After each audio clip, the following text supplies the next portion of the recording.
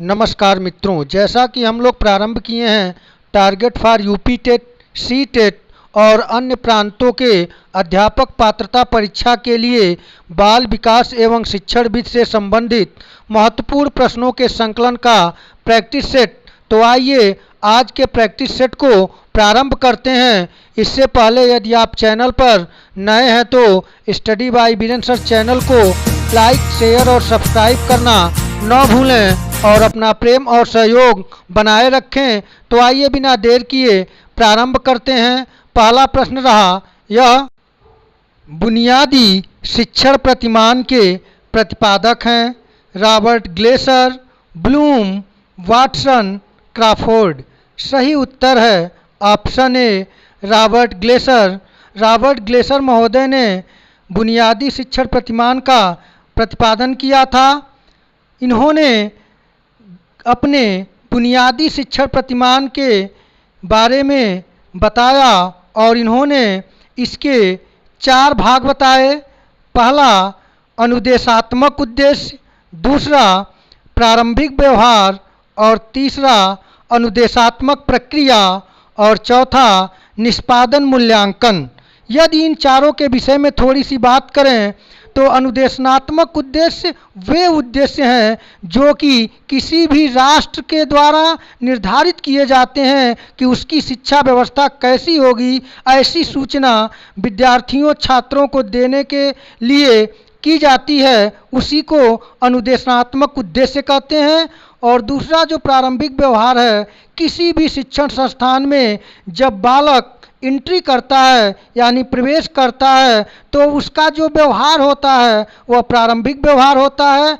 और अनुदेशनात्मक प्रक्रिया जो है, अब जो हमारे राष्ट्र के शैक्षिक उद्देश्य हैं यानी जो अनुदेशनात्मक उद्देश्य है और बच्चे का जो प्रारंभिक व्यवहार है, दोनों को किस प्रकार से हमें इस तरह व्यवस्थित करना है कि जो प्रारंभिक व्यवहार है वह उसे अनुदेशनात्मक उद्देश्य के तरफ उन्मुख किया जा सके।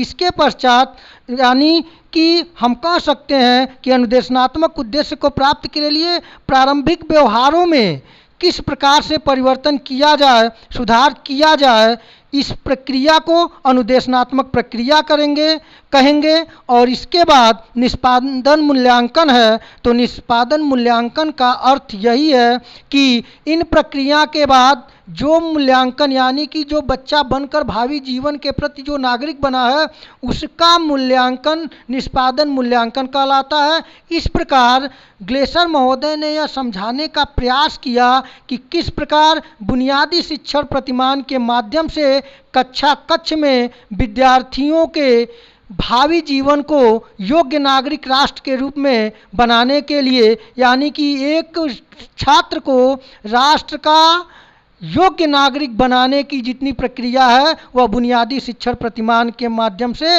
आसानी से प्राप्त की जा सकती है। प्रश्न संख्या 2 है, किन मनोवैज्ञानिकों ने ग्लेसर के बुनियादी शिक्षण प्रतिमान को कक्ष मीटिंग प्रतिमान का नाम दिया है? ब्रूस जॉय तथा मोर्सावेल, डिकेको तथा क्रॉफोर्ड, मैकाइवर तथा पेज। उपरोक्त में से कोई नहीं। सही उत्तर है ऑप्शन ए ब्रूस जॉय तथा मोर्सावेल ने ग्लेसर के बुनियादी शिक्षण प्रतिमान को कक्ष मीटिंग प्रतिमान का नाम दिया है। प्रश्न संख्या 3 है, प्रतिमान किसी आदर्श के अनुरूप व्यवहार को ढालने की प्रक्रिया को कहा जाता है? यह परिभाषा दी है कुंभ, एच.सी. वाइल्ड, भटनागर, जुआइस। सही उत्तर है ऑप्शन बी एच.सी. वाइल्ड। एच.सी. वाइल्ड महोदय ने प्रतिमान के विषय में कहा है कि प्रतिमान किसी आदर्श के अनुरूप व्यवहार को ढालने की प्रक्रिया को कहा जाता है। तो आइए यहाँ प्रतिमान की बात हो रही है तो प्रतिमान समझें कि प्रतिमान होता क्या है। प्रतिमान किसी आदर्श के अनुरूप व्यवहार को ढालने की प्रक्रिया है, यानी वह किसी भी क्षेत्र का हो सकता है जो उस क्षेत्र का आदर्श स्वरूप होगा, उस आदर्श स्वरूप के अनुरूप व्यवहार को ढालने की प्रक्रिया को प्रतिमान कहा जाता है। अब यहाँ बात है शिक्षण प्रतिमान, शिक्षण से संबंधित हम लोग बात कर रहे हैं। तो शिक्षण प्रतिमान शिक्षण के उद्देश्यों को प्राप्त करने के लिए समय और आवश्यकता अनुसार जिन आदर्शों को सम्मुख रखकर शिक्षा के उद्देश्यों का प्रतिपादन किया जाता है उन्हीं को शिक्षण प्रतिमान कहते हैं। अर्थात सरल शब्दों में कहें तो शिक्षण प्रतिमान वही हैं जो हमारे परिवार, समाज, राष्ट्र के लिए आदर्श हों। प्रश्न संख्या 4 है, किंडरगार्टन प्रणाली शिक्षण के किस सिद्धांत पर आधारित है? क्रियाशीलता के सिद्धांत पर, अक्रियाशीलता के सिद्धांत पर, रुचि के सिद्धांत पर, चयन के सिद्धांत पर? सही उत्तर है ऑप्शन ए, क्रियाशीलता के सिद्धांत पर। तो यहाँ क्रियाशीलता के सिद्धांत का नाम आया है, तो यहाँ हम देखें कि यह क्रियाशीलता का सिद्धांत क्या है, यानी कहें कि ये सब शिक्षण के सिद्धांत हैं। तो शिक्षण सिद्धांत होते क्या हैं? तो देखें शिक्षण सिद्धांत क्या होते हैं, मैं आपको सरल शब्दों में बताना चाहता हूँ जो परीक्षा के दृष्टिकोण से बहुत ही उपयोगी होगा, आपके लिए लाभदायक होगा। जैसा कि आप जानते हैं शिक्षा प्रक्रिया में शिक्षक द्वारा किया गया प्रयत्न है, अतः शिक्षक अपने शिक्षण में सदैव ऐसी प्रतिक्रियाएं करता है जिससे उसका शिक्षण रोचक एवं प्रभावपूर्ण हो सके और छात्र कक्षा में सक्रिय होकर अधिक से अधिक ज्ञानार्जन कर सके। और इन्हीं रोचकता शिक्षण को रोचकतापूर्ण बनाए रखने में जो प्रतिक्रियाएं शिक्षक द्वारा की जाती है उन्हें ही सामान्य शिक्षण सिद्धांत कहा गया है और इसे कई नामों से कई प्रकारों में विभाजित किया गया है, जैसे क्रियाशीलता का सिद्धांत, प्रेरणा का सिद्धांत, रुचि का सिद्धांत, जीवन से संबंध स्थापित करने का सिद्धांत, वैयक्तिक विभिन्नता का सिद्धांत, नियोजन का सिद्धांत, विभाजन का सिद्धांत, पुनरावृत्ति आवृत्ति का सिद्धांत, लोकतांत्रिक व्यवहार का सिद्धांत, पाठ्य सामग्री चयन का सिद्धांत, निर्माण एवं मनोरंजन का सिद्धांत और निश्चित उद्देश्य का सिद्धांत। प्रश्न संख्या 5 है, सूक्ष्म शिक्षण का उपयोग किया जाता है माध्यमिक कक्षाओं में, प्राथमिक कक्षाओं में, प्रशिक्षण संस्थाओं में, उपयुक्त में से कोई नहीं।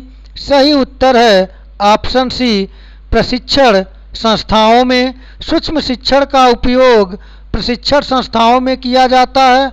आइए जब सूक्ष्म शिक्षण की बात हो रही है तो जाने सूक्ष्म शिक्षण होता क्या है।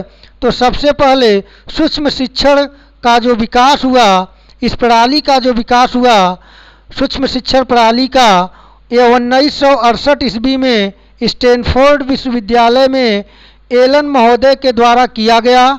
एलन महोदय ने सूक्ष्म शिक्षण को इस प्रकार परिभाषित किया है, सूक्ष्म शिक्षण का लघु रूप है जिसके अंतर्गत छोटी कक्षा को थोड़े समय में पढ़ाना होता है, अर्थात कक्षा शिक्षण का लघु रूप है।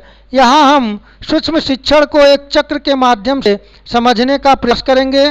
सूक्ष्म शिक्षण में ये चक्र होते हैं जो इस प्रकार है, पाठ योजना का निर्माण, उसके बाद शिक्षण, उसके बाद पृष्ठपोषण और पृष्ठपोषण के बाद पुनः पाठ योजना, उसके बाद पुनः शिक्षण और उसके बाद पुनः पृष्ठपोषण प्राप्त होगा और इसी प्रकार ये क्रम चलता रहता है। और यह क्रम जब तक चलता है जब तक कि जो छात्राध्यापक या छात्राध्यापिका होती है वह बेहतर तरीके से पाठ योजना को पढ़ाने के योग्य न हो जाएं। तो मित्रों आज के इस टेस्ट सीरीज में सिर्फ इतना ही।